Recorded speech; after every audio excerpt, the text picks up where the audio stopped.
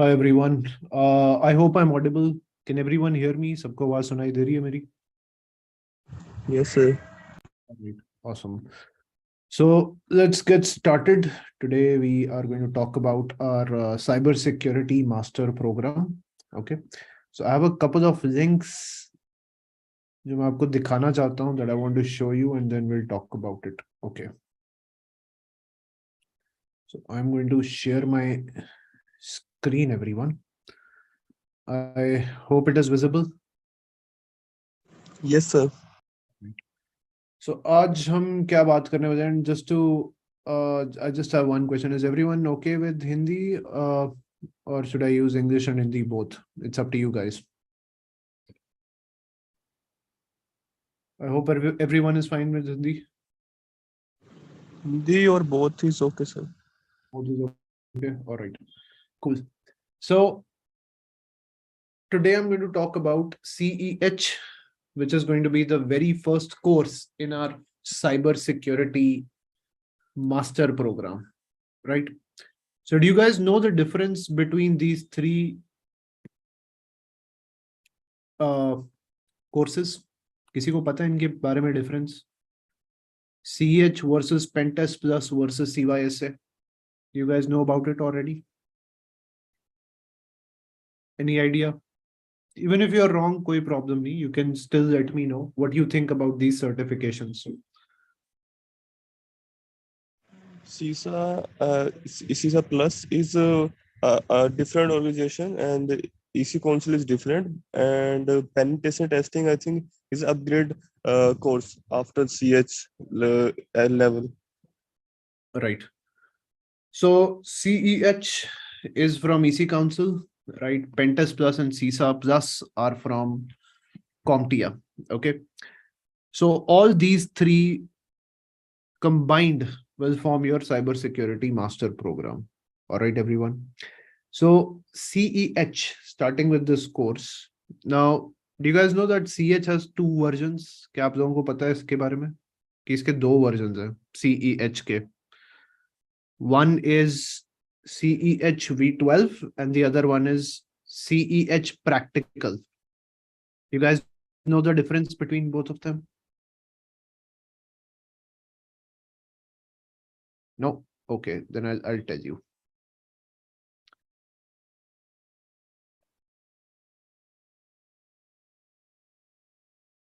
All right.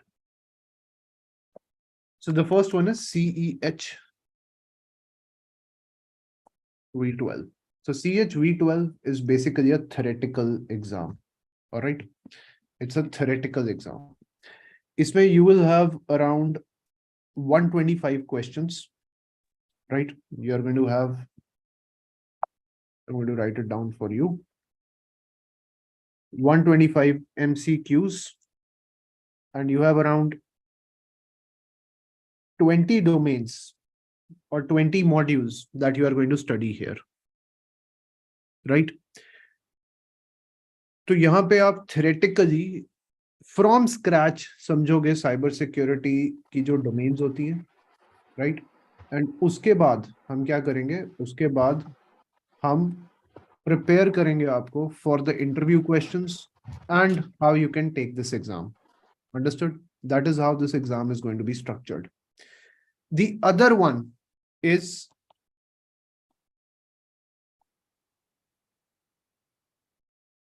CH Practical. So CH Practical is a live exam. Live exam in the sense, यहाँ पे you will have 20 challenges. 20 challenges that you have to solve in 6 hours. मतलब आपके पास एक real environment होगा, right? उसमें आपके पास दो machines होंगी. You will have a Windows machine and you will have a Linux machine. And उनको use करके आपने उन challenges को solve करना है. जैसे आपको कोई file दी होगी, उसमें से you have to decrypt data. You will be provided with a Linux machine which you have to hack, and वहां से you have to extract sensitive data. और they will give you a web application. उस web application में से आप क्या करोगे? You will steal sensitive data. You will steal sensitive files. So this is going to be the overall structure of this exam, right? So a lot of people, compare CEH with OSCP. उनका कोई comparison नहीं है. OSCP is a mid-level exam. This is a beginner-based cyber security exam. And if you are living in India, this particular exam has a lot of recognition. And जितने भी recruiters हैं India में, वो सारे के सारे, जब भी hire करते हैं for beginner roles, for L1 roles or L2 roles, they will ask for CH. So any questions that you guys have? किसी को कोई question यहाँ पे CH के regarding? Hello sir. Hi Pawan. Yes sir, after CH practical हम SOC analyst में जा सकते हैं क्या, फ्रेशर रिलेटेड? देखो होता क्या है कि जो सॉक है ना, आपका सॉक में आपके पास पहले तो बहुत सारी डोमेन्स हैं, एंड इन डोमेन्स के लिए जिनको हम बोलेंगे ना कि सस्ती सर्टिफिकेशंस जो होती हैं कि which are in the range of $200 और $300, या फिर अगर मैं INR में बात करूं तो 20 to 30,000 में है नहीं कोई सर्टिफिकेशंस, जितनी भी हैं वो बहुत महंगी हैं. इसलिए specially in India, right, specially in India maximum recruiter CH practical को एक बेस मान के चलते हैं, चाहे आप सॉक में ही क्यों ना काम कर रहे हो, they will ask for CH practical. ठीक है. Now the reason for that मैं आपको समझाता हूं क्या है.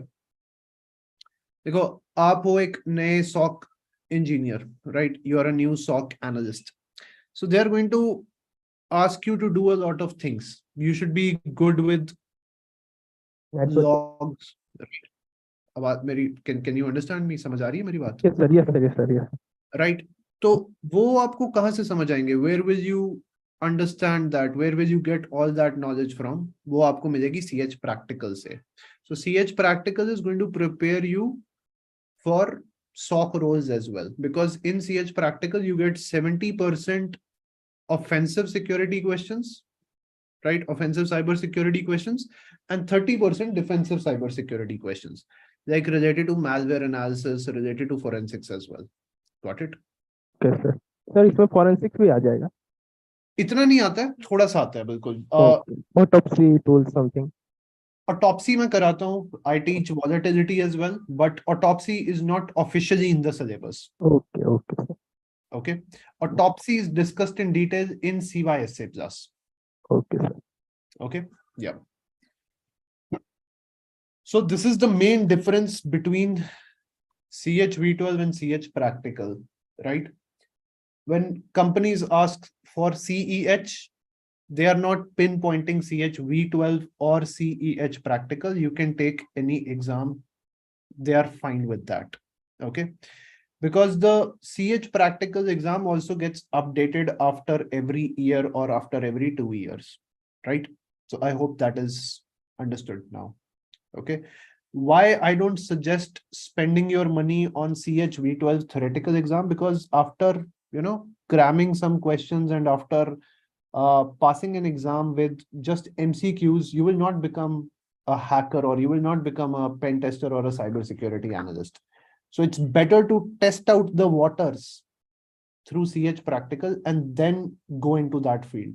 And after that, you can go into any domain of cybersecurity. So let's say you want to be a pen tester and you want to achieve higher level certifications like OSCP, OSED, OSEP, ECPPT, you can do that. So CH practical is the first stepping stone. That is how it works. Got it? Yeah. So if you have any questions, yeah, you can tell me. Yes, Tane. So what is the cost of V12 and practical? So V12, as far as I know, is going to cost you around 400 to 450 USD, just the voucher, because that's from EC Council. That is not set by us. But since we teach CH practical more than CH V12, we deliver the whole program, live classes, labs created by us, and the exam voucher for somewhere around $400 to $450. Everything as a package in $400 to $450, right? So we teach CH V12 as well, but we don't get a lot of students for V12, all of them want to go for the practical version. Got it?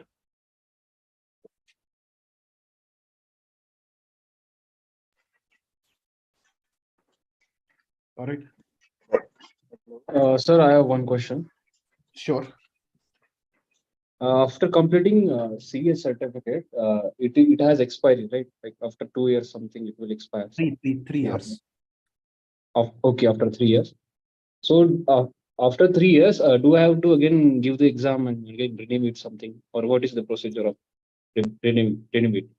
It completely depends on you. So what I do is after 3 years, when my certification is about to expire, I see if there are any other alternatives available or not. Okay. I would see if there is a cheaper alternative available, I would go for that. But if CEH at that particular time, let's say after 3 years, they have updated their syllabus and they are offering the certification at a cheaper cost, then I would go for CH and I would renew it. Okay, so that means we have to again pay the money and again we have to do appear for the exam, right? It depends from vendor to vendor. So basically, in order to retain my certification, I have to pay a fee of $80 for my CH certification. Okay. For other vendors, it is different. Like for a vendor called Altered Security, which has certifications on Active Directory pen testing, or pen testing. They have a very simple recertification policy. They won't charge any money. You just have to write a few blogs and you have to give the exam again for free. Okay, so it depends from vendors to vendors.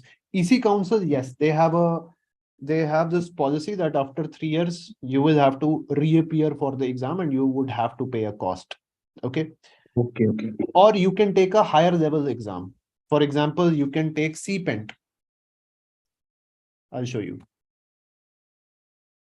CPENT is also from EC Council. So if you don't want to take CEH again, you can go for CPENT after 3 years. That is also an option which is available to you. Okay. All right. Yep. Excuse me, sir. Yes, Mane.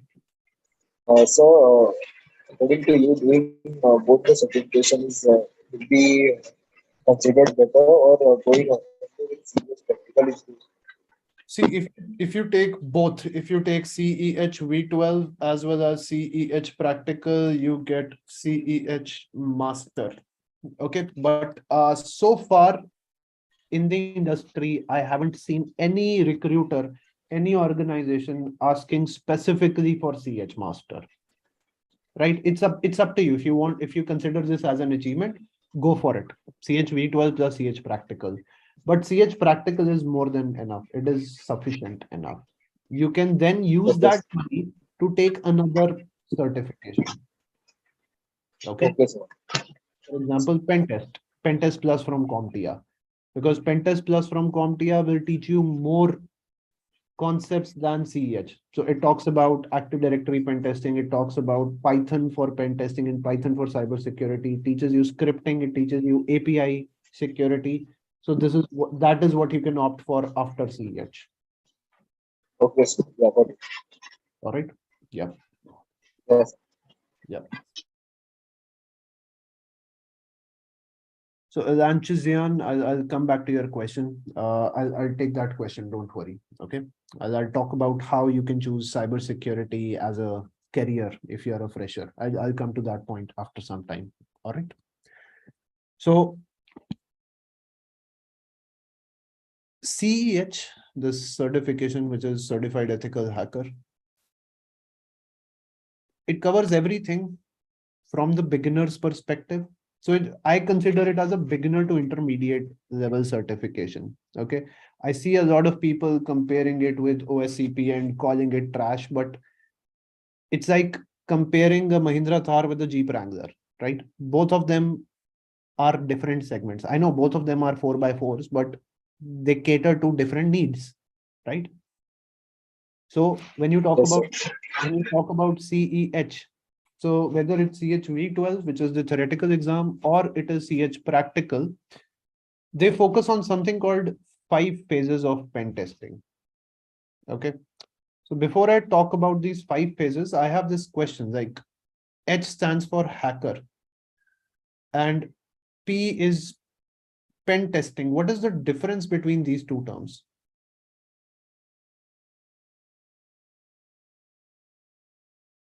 Yes, what do you guys think? Hacking versus pen testing. What's the difference?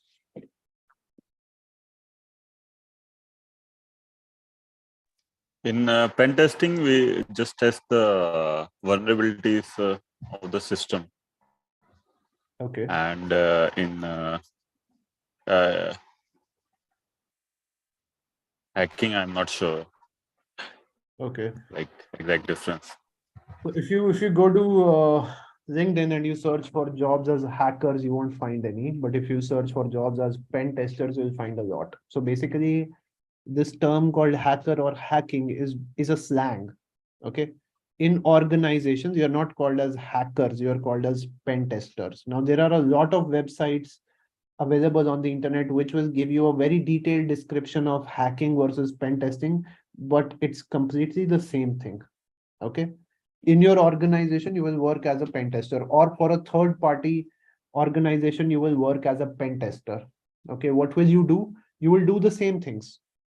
You will check the vulnerabilities and you will try to exploit those vulnerabilities and then create a proper report, share it with the company, and then they will remediate those vulnerabilities. Okay. So when you talk about CEH, Certified Ethical Hacker, it teaches you the concepts of pen testing, something that you would do in an organization. Okay. Hacking is basically a slang term, right? And on the internet, you will find a lot of terms like, yes, you have terms like white hat hacker, black hat hacker, gray hat hacker. But on the internet, I see a lot of terms circulating like purple hat, yellow hat, green hat. Trust me, that's all cringe. Okay, that's not what is real. Okay. So in an organization, when you work for the offensive cybersecurity team, you will be known as a pen tester. Okay. And then there is another term called red teamer, which I'll talk about later. Okay. So CEH teaches you about 5 phases of pen testing. Okay. Or you could call them 5 phases of hacking as well, because both of them are the same thing, right? Hacking, when you talk about hacking, hacking can be used for malicious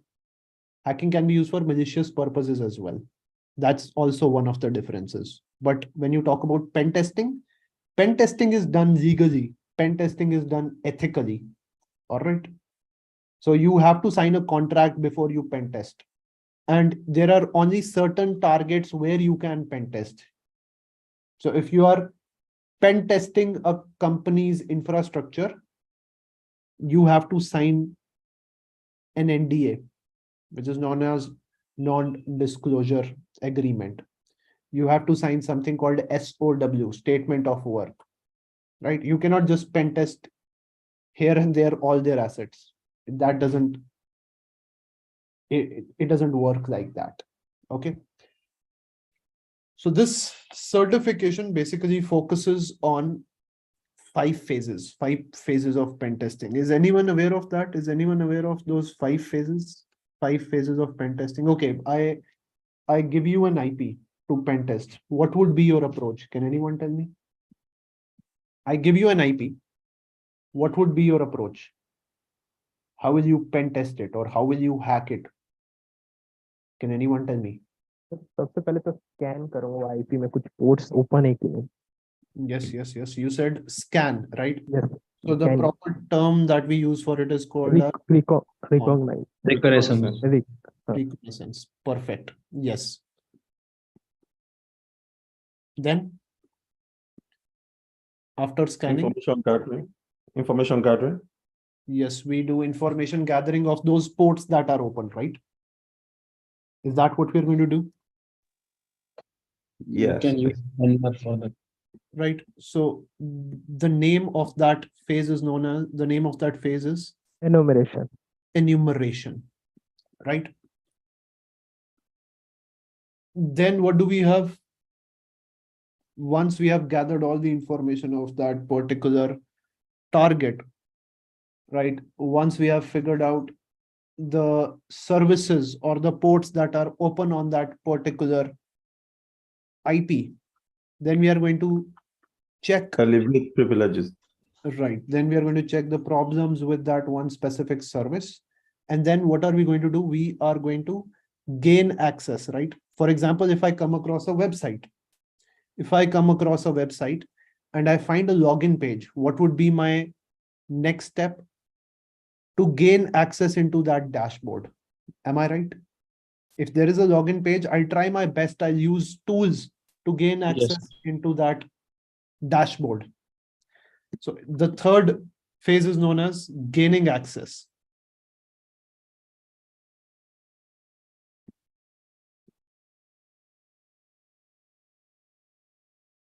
Gaining access into your target. And somebody mentioned privilege escalation. So privilege escalation comes after gaining access. So when you gain access into your target, you don't have a lot of privileges. You don't have a lot of access rights. You can steal information, but that information is not enough for you to complete your task, right? So what do you do after this? You are in a phase called post-exploitation. This is where we will steal data and we will perform something known as privilege escalation. Don't worry, I'm going to explain each and everything in detail today. I'm going to start with recon. I'm just taking inputs from all of you. And after you have stolen data, after you have escalated your privileges, what will be the last step? Gaining root access. That is included here. That is included in post-exploitation. Privilege escalation or gaining root access comes under this part, post-exploitation.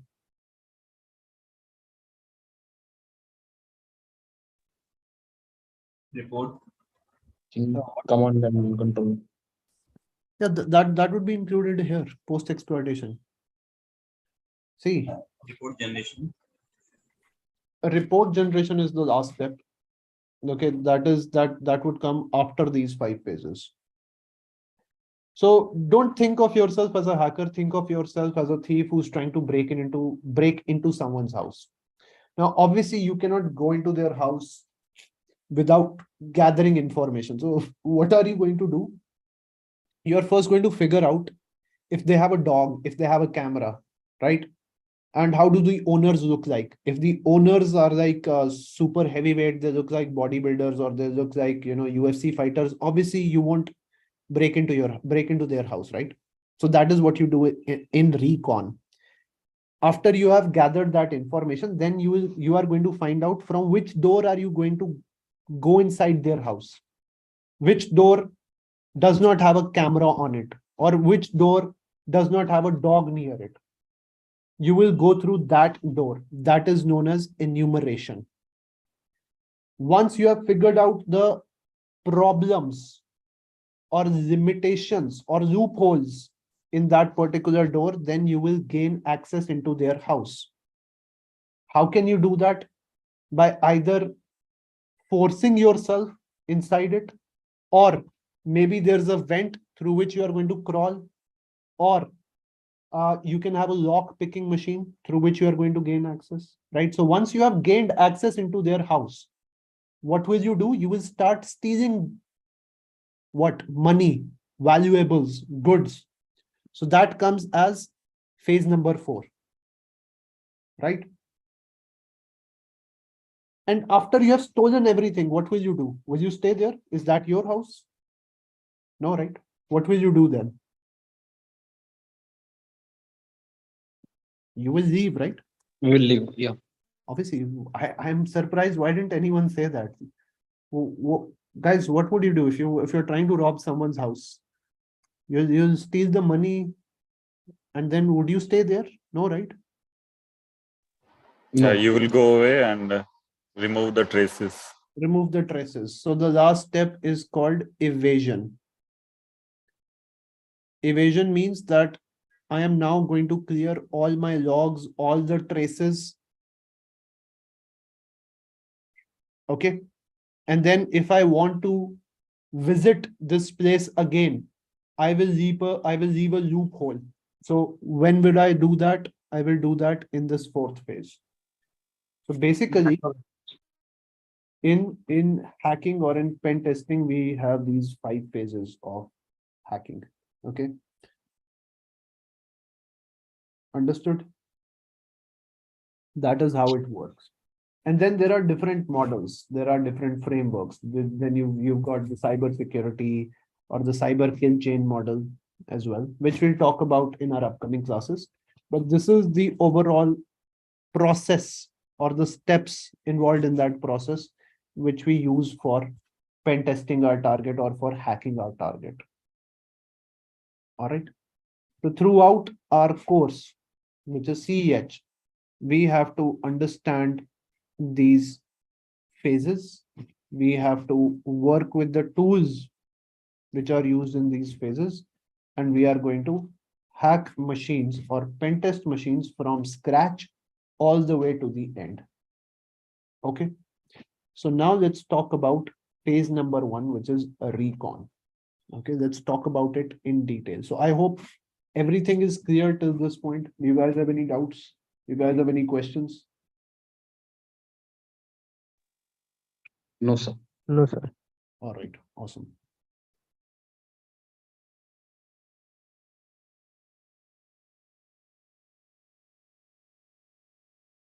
So we'll start with the very first. We are going to start with the very first phase of hacking or pen testing. It's called recon. Okay. Now, what is recon? Recon comes from a military term known as reconnaissance. Okay. And what is the significance of this term? Why do we use reconnaissance as the very first step in hacking? It's because with reconnaissance, we gather information, we collect information about our target. Right? So a recon is done in a lot of scenarios, not just in military operations or in hacking. See, if I have to wrestle someone, let's say I have to wrestle Pawan, I cannot just, go about it. I cannot just, tell him to get in the ring and, fight me. Right? I weigh 70 kgs. He might weigh 80, he might weigh 60. He might be, a heavyweight. He might be a light heavyweight. He could be anyone, right?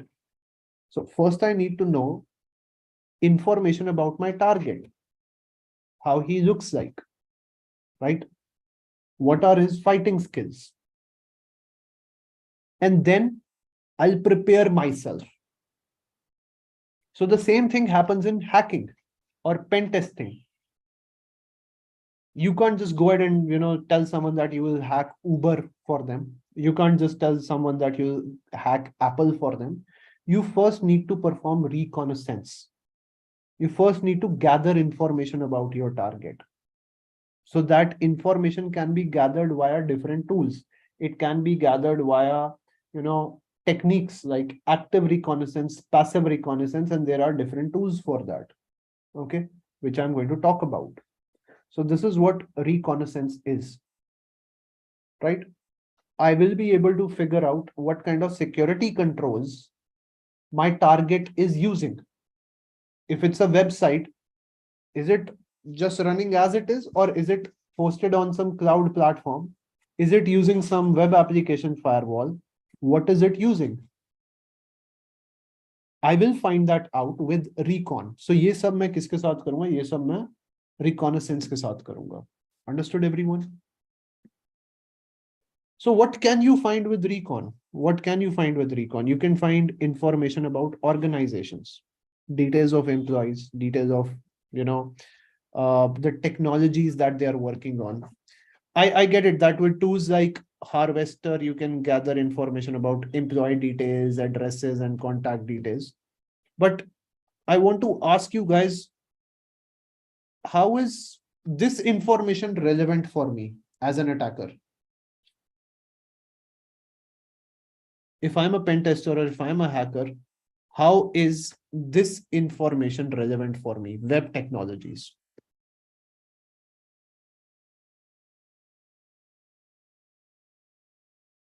Can anyone elaborate on this?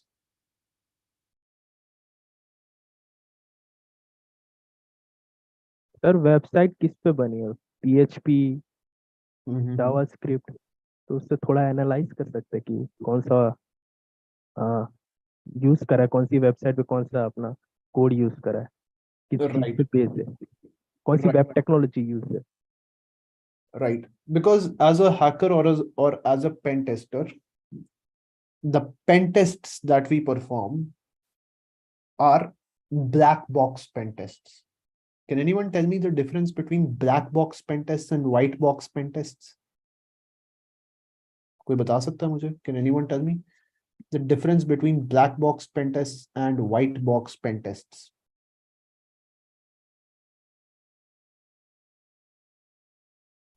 I think in the case of black box, the person person have very limited knowledge, and in the case of the white box, the person have sufficient knowledge about the targets. सब कुछ पता है almost. Right. So when I'm performing black box pen test, all I see is a website in front of me, right? All I get is an IP address, nothing else. But when I'm performing white box pen testing, they have provided me sufficient information, like what kind of web technologies they are using, what kind of, how have they written their source code, right? So if I can see their source code, everything is going to be super easy for me. What do you think? Am I right or wrong? But then I need to be an expert to find those vulnerabilities in the source code.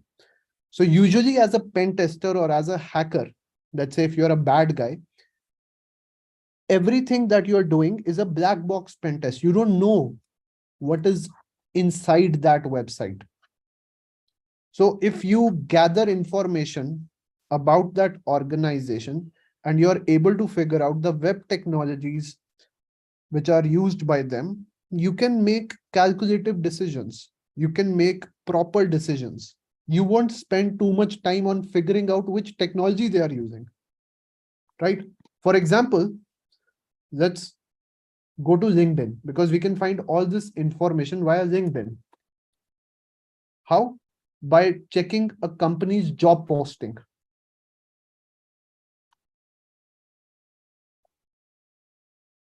So if I go to jobs, let's go to jobs.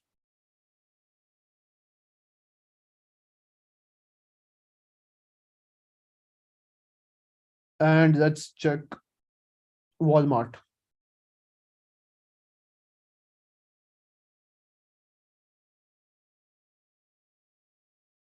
Okay, let's check Walmart. And here, what are the job responsibilities? The job responsibilities are working with tools like CrowdStrike, Azure Sentinel, Google Chronicle. Okay, so just to take an example, CrowdStrike is a company which creates a series of tools known as EDRs. Okay, CrowdStrike creates defensive solutions. Now, if I am a hacker and I am able to figure out that Walmart is using CrowdStrike as one of their defensive tools, what will I try to do? I will Google. I will try to find this information on the internet. I will try to figure out what are the vulnerabilities inside CrowdStrike. And then when the time comes, I can use those vulnerabilities to gain access inside the company, in their infrastructure. It's not as easy as it looks like, but it definitely helps. All right. So all of you must have, heard this, you must have heard of this story where, a tree cutter should at least spend, if a tree cutter is given 10 hours to, cut 2 or 3 trees, that person will spend 90% of their time, or let's say 8 or 9 hours sharpening their axe. Because once the axe is sharpened, cutting a tree will not be a problem, right? So the same thing applies to ethical hacking or pen testing as well. When people have to hack their targets or when they have to pen test their targets, they usually jump straight away on the targets. That should not be the case. They should spend most of their time on reconnaissance. Once they have gathered sufficient information about their target, it will be very easy for them. Do you all agree with me or no? Yes.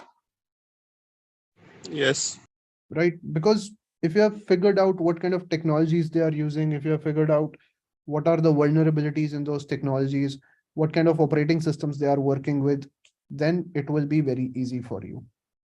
Right? It will be extremely easy for you. So that is how it works. So this is the information that you can gather with Recon. You can gather organizational information, you can gather network information, like what kind of network blocks do they own, what kind of topologies they are working with, what are the firewalls that they are using, what are the IP addresses of their systems, right? And if they are hosting some services, on which operating systems are they hosting those services, right? For example, they are hosting a website and that website is on a CMS. Do you guys know what CMSs are? CMS. I'll write it down for you. CMS.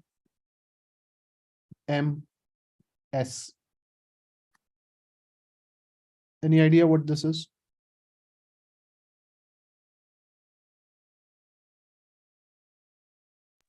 It's a company. It's a Company. which company, Sachin? Actually, I forget the name. Once I received the call from this company, I think. No. So might be a name of company, but in web, we call CMS as a content management system. So have you guys heard of WordPress? Yes, of course, CMS and WordPress.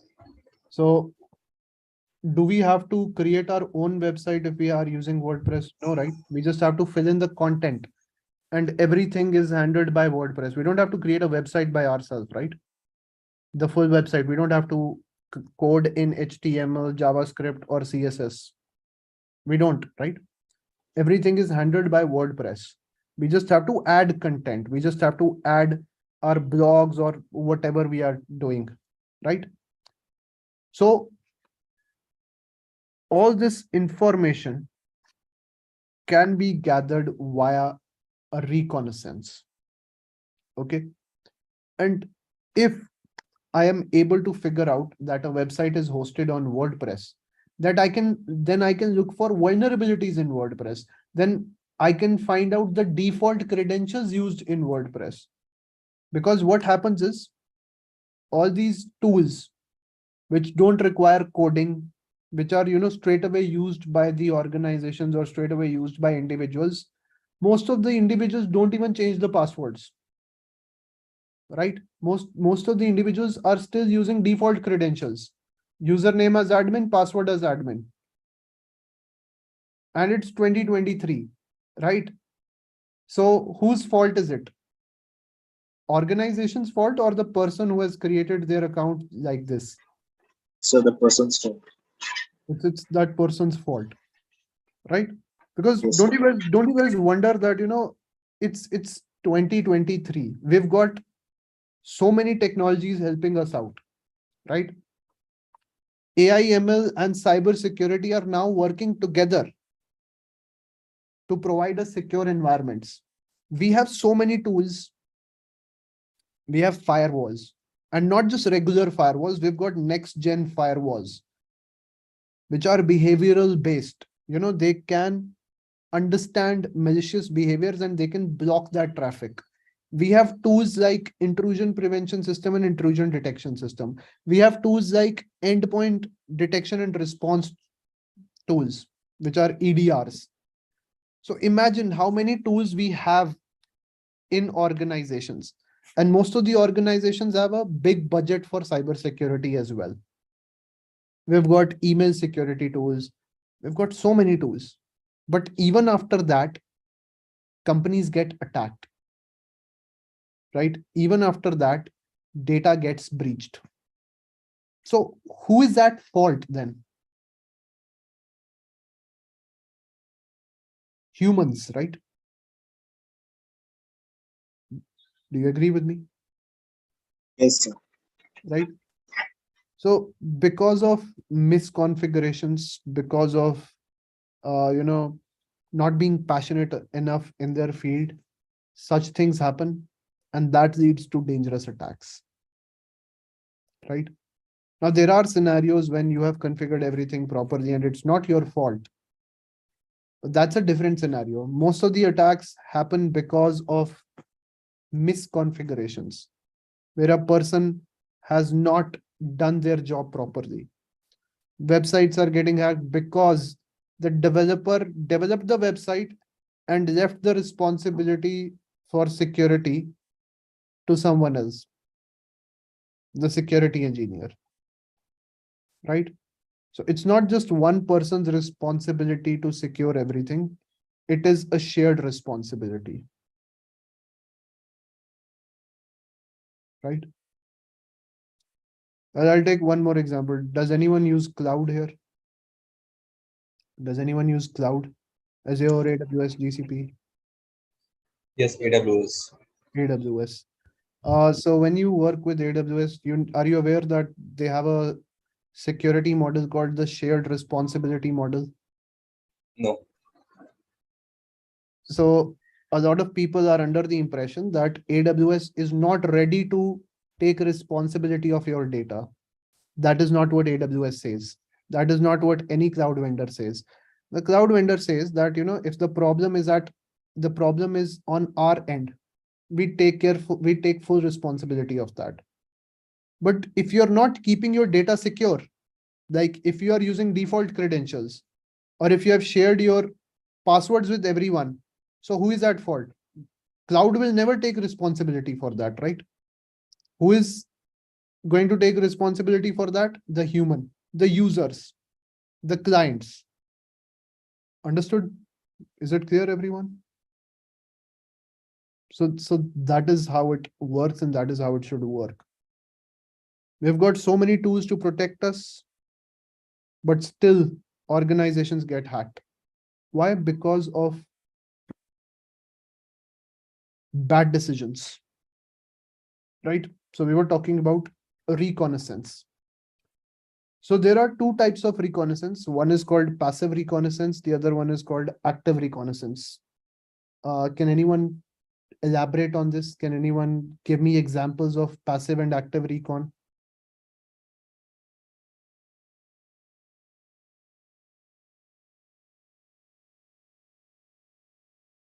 Hello, sir. Yeah, Hello. examples of passive and active recon. Sir passive में sir पहले तो monitoring करते हैं, information gathering लूंगा, उससे monitor करते हैं, फिर बाद में अटैक करते हैं, और एक्टिव में डायरेक्ट अटैक करते हैं. Okay, but since this is recon, you won't be attacking anything. You will Okay. just be getting information. Okay. So any tools that you know of with which you can perform passive recon and with which you can perform active recon?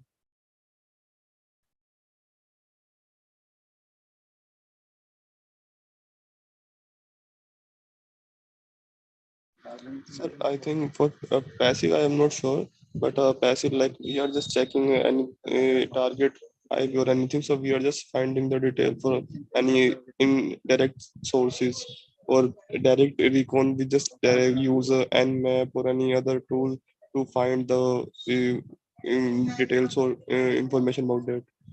All right. So the tools that we work with for active recon is a tool called Nmap. And the tools that we use for passive recon, that is called, well, there are a lot of tools. We've got Senses, we've got Shodan. The one that I like the most is Shodan. Has anyone worked with these two tools, Shodan and Nmap? Yes, sir. Okay, great. So if you work with this tool called Nmap, it's available on every operating system. If you have Windows, if you have Mac, if you have Linux, Nmap is available on all of them, right? So, and it's not a new tool. It has been there since 1995 or 1996. Imagine this tool is that old, and it's 2023 right now. So this tool is still in use. Okay, they made a few modifications to this tool They've released new tools called Rust Scan and others, but those tools are also based on the same tool, Nmap. Okay. So with Nmap, what I can do is I can scan networks, I can scan IPs, I can scan websites, and I can find out what they are running, which ports are open on them. So for example, if I go to this website, scanme.nmap.org, this is a dummy website which you can use in order to understand Nmap. And what will it do? In a few seconds or in a few minutes, it will tell you the open ports. Open ports as in which services are being provided by that IP address. HTTP, HTTPS, SSH, whatever it is. Okay. But this is an active reconnaissance tool, which means that the company or the organization or the target on which you are running this scan will be able to find that out. They will be able to find that out. Got it, everyone? So what did I do? I ran an Nmap scan on this dummy IP, which is scanme.nmap.org, and I'm able to see the following ports here: FTP, SSH, HTTP, and so on. Okay. So this is done by a tool called Nmap. All right, everyone. So we'll have a detailed class on Nmap. I'm just telling you that this is the tool with which we can do active recon. In our course, we will have a separate class just on Nmap. Then for passive recon, what we can do is we can go to a tool called Shodan. Now, Shodan is an awesome tool. Okay, just let me log in and I'll share my screen. Just give me a minute, please.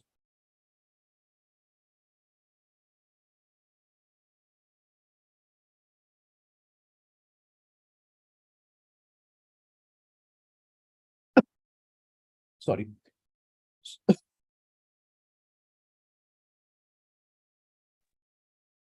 So this is Shodan, everyone. Now, this is an awesome tool. Why? Because it's used for passive recon and it can help you find out a lot of things. It's also known as the search engine for IoT or search engine for Internet of Everything. With this particular tool, you can find out so many things that you won't even believe. Like you can find out webcams, open webcams. See, this is an open webcam in Germany. If I go here, it's contacting the host. This is a live webcam. Can you see that? It's a live webcam. It's not static. It's real time. Do you see this, everyone? Then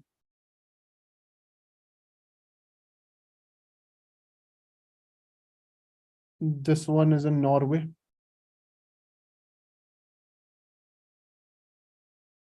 And you should be able to see the live stream in a few seconds. Now, if I want to find out open servers, for example, if I want to search for a server called SMB, I can do that. If it's vulnerable, it will show me that. So this particular tool can do a lot of things. So when you perform active recon, you can get caught. You can easily get caught. But when you are using passive recon tools, there is no chance of getting caught. Understood, everyone? So this is what you mean by active and passive recon. Okay. So in today's session, I just want to talk about recon. In the next class, we'll talk about our other phases. And we'll start with our important topics and labs as well. So this was just an overview of what recon is. Okay, just simple 4 slides that I used in order to give you an idea of what reconnaissance is. All right. So in the next class, we will talk about our other phases. All right.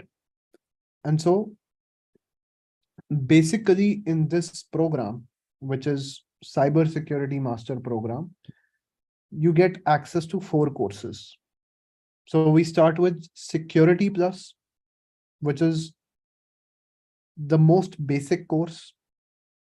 And after that, we go to CEH. And which CEH are we dealing with? We are dealing with CH Practical. So after CH, we'll deal with Pentest Plus, which is a more advanced course than CEH. Here we are going to understand scripting, API pen testing, Active Directory pen testing, and other topics. And finally, after we have understood and worked with offensive cybersecurity, we will then move on to defensive cybersecurity, which will teach you the concepts of SOC, SIEMs, threat hunting, right? EDR, IPS, IDS, SOAR, forensics, governance, risk and compliance. All of those concepts will be discussed here in CYSA Plus. All right. So if you guys have any questions, you can let me know. I'll be happy to answer your questions. I'll be happy to assist you. Actually, the thing is that कि जो course है OSCP, अगर किसी का target OSCP का है और regarding उसको job के regarding appear नहीं होना है, because I have more than 10 years experience in the fields of software developments and I'm very much happy in my organizations. So बस मुझको एक certification करना था, that is the OSCP. तो OSCP करने के लिए आपको CH करने का क्या है? अगर आपका target ही OSCP है, तो why I just try to put my effort on the CES certification. See, yes, please. I'll tell you. First of all, since you come from software development, there's no need to go for OSCP. You can target much better certifications like ECXD, which is EJON Security Certified Exploit Developer, where you can use those skills. In OSCP, you are not going to perform any sort of scripting. You're not going to write shell code at all. For that, there are certifications like OSED, Offensive Security Exploit Developer, or OSEP, Offensive Security Experienced Pen Tester. Now, you say that you have one main goal, which is OSCP, right? So when you enroll for OSCP, you will see that nothing against OSCP, because we are also about to become official offensive security partners, right? But for a beginner, I've seen beginners straight away jump to OSCP. They don't have the prerequisite knowledge. They don't know anything about networking. They don't know anything about, OS internals. There's no need to study programming here, but they should know about OS internals. Because in OSCP, what are you going to hack into? You're going to hack into Windows machines and Linux machines, right? So if you go with CEH, that is going to be your stepping stone. And if you look at the statistics, if you're active on Twitter, if you're active on LinkedIn, you will see that most of the people are not able to pass OSCP in their first attempt. Okay. It's not because they haven't practiced enough. It's because they just have 24 hours to root all those machines. Right. So if you go for CEH practical first, then take a certification like EJPT, you'll gain confidence. After EJPT, go to ECPPT and then take OSCP. I know the ultimate goal is OSCP for you, but if you go through these certifications, it's not going to hurt at all. It's going to teach you a lot of things which will help you become confident, and you will be able to pass OSCP in the first try itself. Are you getting my point? It's not it. Right? So nothing wrong with going to OSCP. If you think that you are confident enough, go and take the exam. But the base price for OSCP is $15.99 with 30 days of lab access. Do you think that you'll be able to complete all the labs in 30 days? No, right? I had one of my students opt for the 30-day plan first, and then he moved to 365 days plan. Because initially he was confident enough, he had solved all the labs from Hack the Box, all the labs from Try Hack Me, all the labs from Wild Hub, right? But then he was not confident.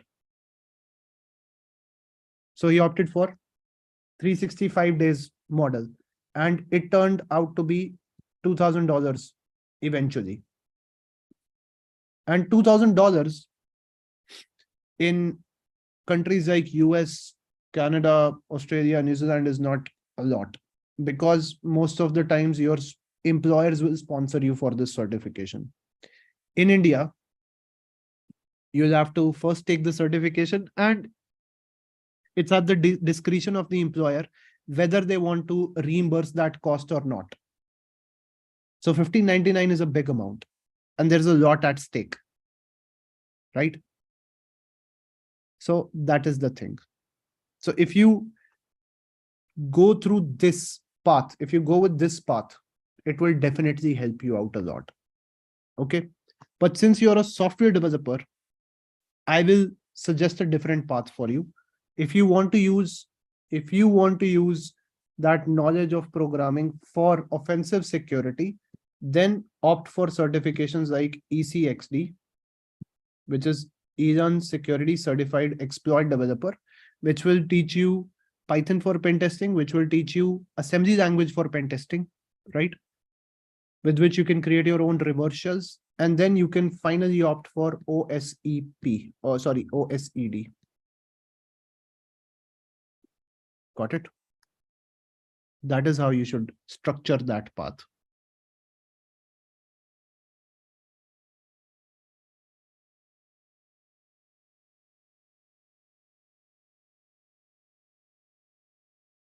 Yes. Any other questions, guys and girls?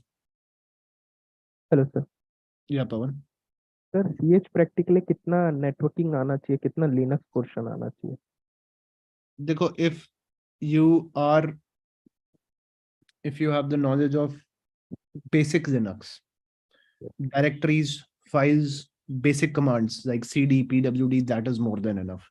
Because in the course itself, I will teach you basics of OSI, which are useful for cybersecurity, and basics of Linux, which are useful for cybersecurity.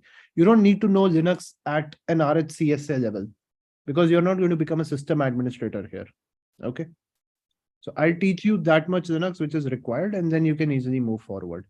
And the other way to become better at Linux is to use Linux every day. So if you have an old computer, अगर कोई पुराना computer पड़ा है आपके पास, yes sir, मैं VMware में Red Hat RHEL का उसके अंदर सारे में यूज करने लगा हूँ लिनक्स. मैं तो ये बोलूंगा कि if you have an old computer, okay, remove the operating system which was there on it, install Linux as your main operating system, right? This is how I learned Linux. This is how I started working with Linux, because I was not just using it as a machine or a VM for learning purposes. I was using it as my daily machine. Okay. I tried to install emulators on it. Like I'm into gaming, right? But on Linux machines, you know that you can't play all the system intensive games. So मैंने क्या किया, I installed the PS1, PS2, PSP emulator on it. So I understood all the processes, कैसे करना है, how to install it, what is Debian, what is RPM. I understood all the ins and outs of Linux by using Linux as an everyday machine. Got it? Okay, sir. Thank you, sir. So इस तरीके से आप करोगे तो आपको Linux बहुत अच्छे से आएगा. You will understand जो problems आती हैं which you will face. Okay. Right? Sometimes battery errors आते हैं. How can you resolve them? कौन सी command लिखनी है? So ऐसे ऐसे करके you will understand Linux in a great manner. Sir ये कितना डिफिकल्ट कितना रहेगा CH प्रैक्टिकली, कितना टाइम देना चाहिए हमें सपोज सर्टिफिकेट के लिए? So S-Pen का लैब्स भी करना होगा ना, 6 months का लैब्स मिलेगा ना? 6 months का labs, even if you don't do that, because क्या होता है, since I am CH practical certified, Yes, sir. I get access to their beta exams after every 6 months. Okay. So after those 6 months, I get to see what kind of questions they have added. And based on that, I will tell you and I'll teach you what kind of questions you will face in the exam as well. For example, if I open my notes here,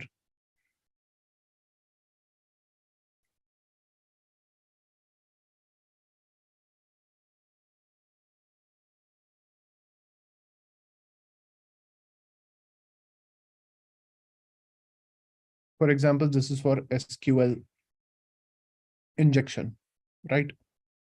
These are the labs that you will practice, and these are some questions that you can get in the exam. So I'll not give you the exact questions, but I'll give you similar questions which you can practice, and you can make sure that you will pass the exam for sure. Got it? So और इतना sir मुश्किल नहीं है. और sir room में books अगर थोड़ा दूर हो तो लाइब्रेरी मेरी थोड़ी दूर है तो प्रॉक्टर कुछ कहेगा हमारे सिर्फ डेस्क पे नहीं होना चाहिए ना बुक्स मोबाइल कोई प्रॉक्टर को पूरा रूम दिखाना पड़ता है ना You just have to show them the room, and you can have your notes on your computer. Other Okay. than that, they will not let you access any handwritten notes. Okay sir okay Everything else is allowed. But library अगर थोड़ा दूर है something मेरा book shelf दूर है थोड़ा तो उनको कोई problem That is not a problem. That is not an issue. और एक्सटर्नल कैमरा हम यूज कर सकते हैं sir No, I don't think you can use an external camera, and you cannot use an external. I think you can use an external camera, but not a second monitor. no no second monitor because my laptop camera थोड़ा blur जैसा है तो मैं external camera something laptop के ऊपर रखते हैं So that is fine. They will not say anything for that. Oh. You just have to let them know that you are using an external camera, and that's it. They'll agree.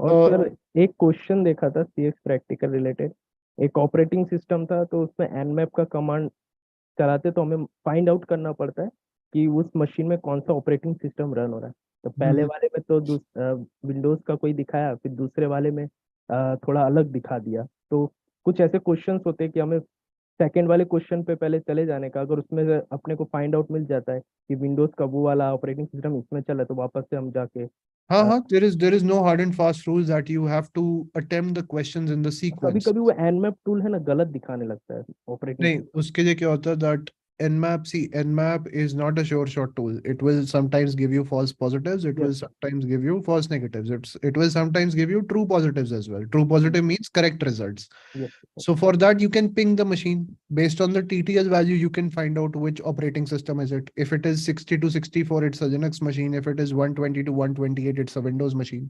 That is how you can verify your answer. Yes, sir.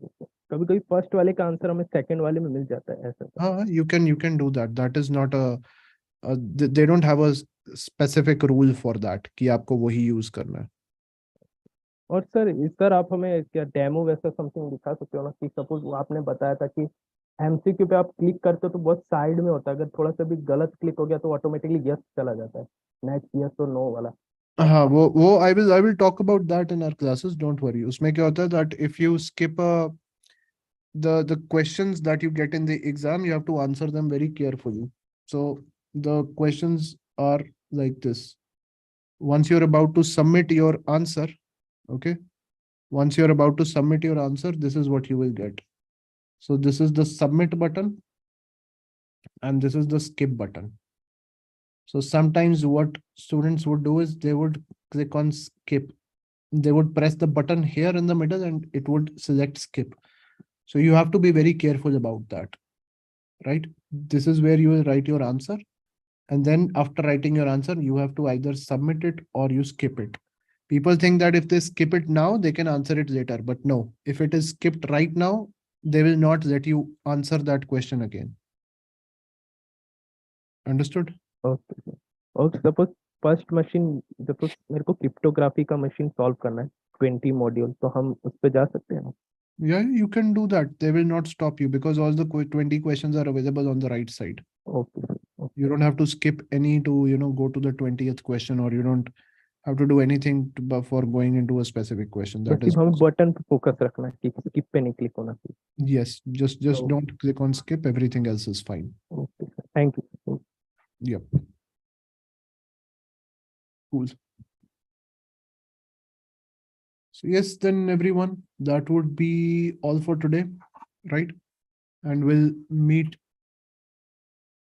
we'll meet in the next session and we'll take this forward. All right. So that is all. Thank you. Bye-bye and take care.